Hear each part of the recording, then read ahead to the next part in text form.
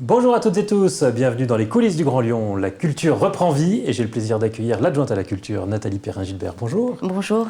Alors juste un mot politique avant de parler culture. Dimanche, on vote, ce sont les régionales. On vous a très peu vu dans cette campagne, vous avez préféré ne pas vous impliquer. Oui, vous l'avez dit, nous avons eu beaucoup de travail pour préparer la reprise culturelle. Je me suis en effet consacrée à mon mandat, à ma fonction. J'ai un regret, je vais vous le dire, c'est que la gauche et les écologistes ne se soient pas rassemblés dès le premier tour. Voilà, je trouve que c'est grave face à Laurent Wauquiez. J'aurais soutenu ce rassemblement. Il n'y a pas ce rassemblement. Bien sûr, il faut faire, pour mon sens, obstacle à Laurent Wauquiez, mais je regrette ce manque de rassemblement dès le premier tour. Et dimanche, vous direz donc voter pour... Je ne donnerai pas de consigne de vote. Merci. Alors, après les élections dimanche, lundi, ce sera la fête de la musique, qui était attendue. On ne savait pas si on pourrait l'organiser. À quoi elle va ressembler à Lyon ? Alors, nous avons décidé à Lyon de maintenir une fête de la musique, en tout cas une programmation musicale. Jusqu'au 30 juin, et malgré les dernières annonces de la ministre, il y a de grosses contraintes encore qui pèsent sur l'organisation de concerts sur l'espace public, avec des questions de limitation de jauge et de... On va rappeler les règles rapidement pour ceux qui ne les connaissent pas. C'est-à-dire que la fête de la musique aura bien lieu, mais il n'y aura pas de concert dans les rues. Il n'y aura pas de concert dans les rues, tout simplement parce que nous ne pouvons pas les organiser correctement.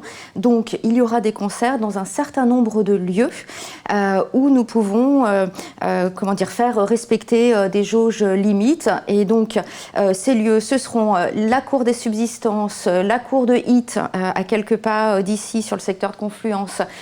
C'est également la cour de l'Hôtel de Ville. C'est le musée des Beaux-Arts. Donc, des concerts gratuits sur plusieurs arrondissements de Lyon. C'est également... Alors, sur pré-réservation, en effet, et puis au fur et à mesure que les Lyonnais circuleront, on pourra réaccueillir au fur et à mesure pour respecter la jauge.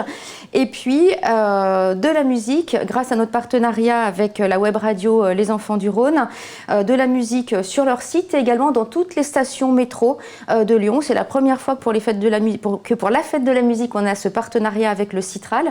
Ça sera une bande originale 100% locale, avec des artistes que les Lyonnais et les Lyonnaises retrouveront en concert sur l'espace public cette fois, tous les week-ends du mois de juillet. Ça veut dire que la fête de la musique, elle démarre, on va dire, en douceur, dans des lieux et dans les métros le 21 juin, et elle sera en plein air tous les vendredis soirs et tous les samedis soirs de juillet. Ça démarre le vendredi 2 juillet, ça se termine le 31 juillet.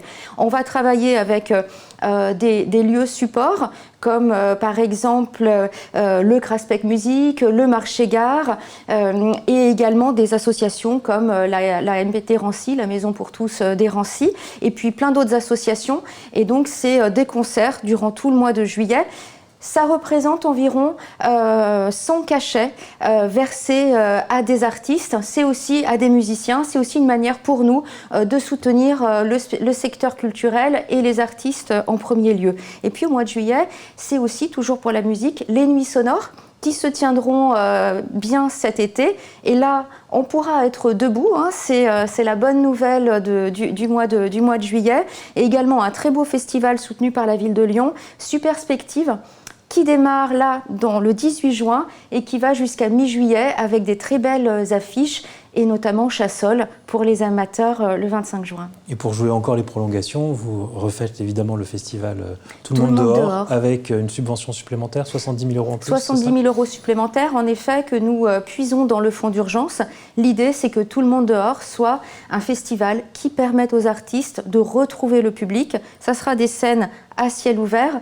C'est plus de 150 spectacles qui vont être proposés. Il n'y aura pas un soir où il n'y aura pas un spectacle à Lyon jusqu'à fin août, et ce dans l'ensemble des arrondissements, parce qu'il ne s'agissait pas de surcharger un arrondissement par rapport à d'autres, et ça sera bien sur la totalité de la ville. Et là, ça représente 600 cachets versés à des artistes. Alors on va parler des cachets, une dernière chose. Donc on a compris que la fête des Lumières, la fête de la musique lundi sera encore un petit peu frustrante parce que ce sera assis dans le respect de jauge, mais ce sera un début avant un été finalement de la musique, des spectacles partout dans la ville. Voilà, c'est le parti pris que nous avons choisi au fur et à mesure que nous voyons des décrets successifs arriver, tomber. Et surtout, ce que je voudrais dire, c'est que vraiment, il y a, nous subissons des injonctions contradictoires. Il est très compliqué d'organiser avec ces injonctions contradictoires. La dernière étant quand même la levée du couvre-feu ce week-end. Donc, pour le 21 juin, lundi, et tant mieux, les Lyonnais, les Lyonnaises pourront circuler jusque tard dans la soirée, dans la nuit, mais paradoxalement, nous n'avons pas eu le droit de leur proposer des choses sur l'espace public. Donc on nage en pleine injonction contradictoire. Avec l'annonce aussi hier par Roselyne Bachelot que les restaurants et bars pourront finalement accueillir du monde. Voilà, donc nouvelle contradiction 4 jours avant la fête de la musique, mais c'est très bien si les bars et les restaurants peuvent en effet participer de cette fête de la musique le 21. Alors dans les précédentes réponses, vous avez parlé de cachet, c'était pas tout à fait innocent. On a vu cette semaine que vous êtes un peu pris le bec avec l'Hôtel Dieu, qui avait fait une scène ouverte, mais pas prévu de payer les artistes. C'est ça. Ou c'est une pratique que vous ne voulez plus voir?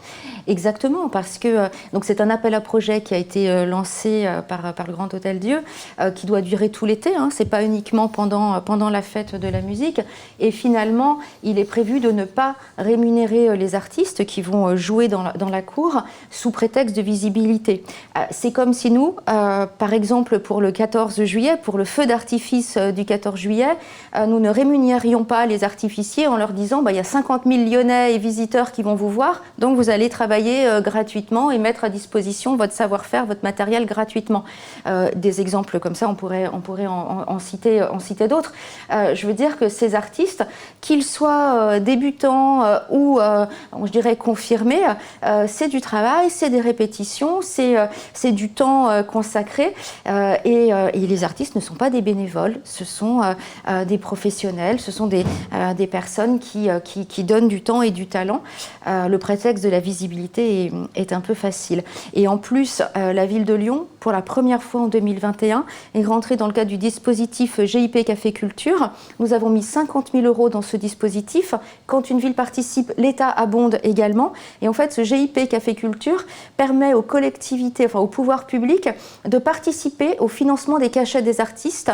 Ça veut dire qu'un cafetier, par exemple, il va payer un pourcentage du cachet et les pouvoirs publics vont payer la grande majorité de ce cachet-là. Donc c'est vraiment une incitation à rémunérer les artistes avec des cachets.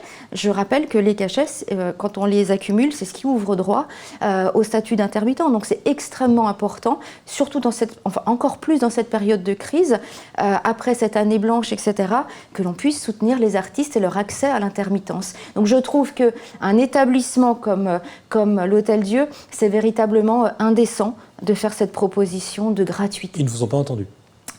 Je ne sais pas.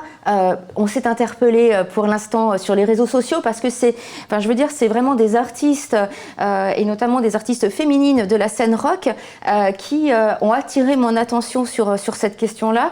J'ai réagi et là je cherche à rentrer en contact avec l'organisateur. Mais vous dites ça parce que c'est l'Hôtel Dieu ou vous diriez ça pour n'importe quel café du coin qui organise un spectacle? Je dirais ça pour n'importe quel café du coin et dans la mesure en plus où on travaille par exemple avec Pôle emploi spectacle dont les bureaux sont à Villeurbanne pour justement qui nous aide aussi à promouvoir auprès du secteur de l'hôtellerie et de la restauration ce GIP Café Culture en disant arrêtez de faire tourner des artistes au chapeau, il faut absolument les payer par cachet. On a toute cette campagne de promotion du dispositif GIP Café Culture. C'est pas pour qu'une grande structure comme l'Hôtel Dieu, qui affiche quand même un certain luxe au cœur de la ville, dise aux artistes vous allez travailler gratuitement. Alors, si on dit ça pour les musiciens, on dit ça aussi pour les auteurs, les écrivains, dans les dédicaces, dans les librairies. Tout à fait. Vous avez prévu des choses dans ce sens-là aussi? Alors, on travaille avec l'ensemble des organisations professionnelles. Pour les auteurs et les autrices, par exemple, on s'est rapproché de l'ARALD, qui est une association régionale de soutien aux auteurs, au monde de l'édition également, l'épicerie séquentielle et Lyon BD pour les auteurs de BD également. Et évidemment, et on a travaillé dans le cadre du fonds d'urgence aussi pour soutenir ces auteurs et ces autrices. Oui, il faut défendre le statut d'auteur, le travail le travail artistique sous toutes ses formes. Dernière chose, vous avez fait une première année qui était un petit peu compliquée. C'était, j'imagine, pas première année d'adjointe à la culture que vous rêviez. L'année prochaine, ça s'annonce plus positive. Oui. Est-ce que vous allez pouvoir déployer un peu vos priorités et quelles seront-elles ? Alors, je dois dire que cette année, en effet, n'a pas du tout été l'année que j'avais imaginée. Elle m'a permis cependant d'être très en lien avec l'ensemble des équipes, des associations culturelles, des institutions, d'être beaucoup en soutien, mais en échange également, et finalement de poser les bases de mon mandat. Et parmi nos priorités, il y aura le soutien à la création et à l'émergence, donc le développement d'un certain nombre de résidences artistiques dans des écoles, dans des institutions, dans des ateliers également. On va développer aussi un programme d'ateliers d'artistes. C'est également le soutien à nos scènes découvertes. Je relance un appel à projet pour les 8 scènes découvertes qui sont aujourd'hui sur Lyon, avec cette idée à partir de janvier 2022 de mieux les accompagner, ces scènes découvertes, y compris financièrement, pour qu'à leur tour, elles accompagnent mieux les jeunes artistes et la jeune création. C'est également l'éducation artistique et culturelle. Et là, on va travailler en lien avec la métropole sur un programme d'éducation artistique et culturelle tout au long de la vie, et particulièrement évidemment tout au long de la jeunesse, depuis la petite enfance jusqu'à l'entrée dans l'âge adulte. Et on va commencer par la musique. Et nous souhaitons que chaque petit Lyonnaise, tout au long de son parcours, jusqu'à l'entrée dans la vie adulte, ait accès à la musique, au spectacle, mais aussi à la pratique, et que ça se passe dans les crèches, dans les écoles et ensuite dans les MJC, etc. Donc on est en train de mettre en place tout un projet d'accès à la pratique musicale. Et puis c'est aussi une PPI, une programmation d'investissement ambitieuse dans nos lieux, des travaux importants à l'auditorium, au conservatoire, aux subsistances, à la Villa Gilet, les ateliers chorégraphiques à côté de la Maison de la Danse. Et donc, c'est doter aussi nos lieux d'infrastructures et de création, et de lieux de création. Un budget également pour la halle Tony Garnier, pour pouvoir y faire des travaux et que cette halle Tony Garnier reste attractive pour les artistes, pour les producteurs, pour les publics, y compris en vue de l'arrivée de la salle Arena, probablement en 2024. Donc ça m'a vraiment permis de poser les bases de nos orientations culturelles. Et vous ferez tout ça un an avant de vous présenter aux législatives l'année prochaine. Nous verrons bien, mais je ne suis candidate à rien. Et je ne serai candidate à rien dans les années à venir. Ce qui m'importe, c'est de me consacrer à mon mandat. J'ai passé un contrat quelque part avec l'équipe municipale actuelle, avec les Lyonnais et les Lyonnaises. Et pour l'instant, je me consacre à la culture. Nathalie Perrin-Gilbert, je vous remercie. Je vous rappelle que dimanche, c'est le premier tour des élections régionales et des départementales. Et je vous retrouverai lundi pour une nouvelle émission des Coulisses du Grand Lyon.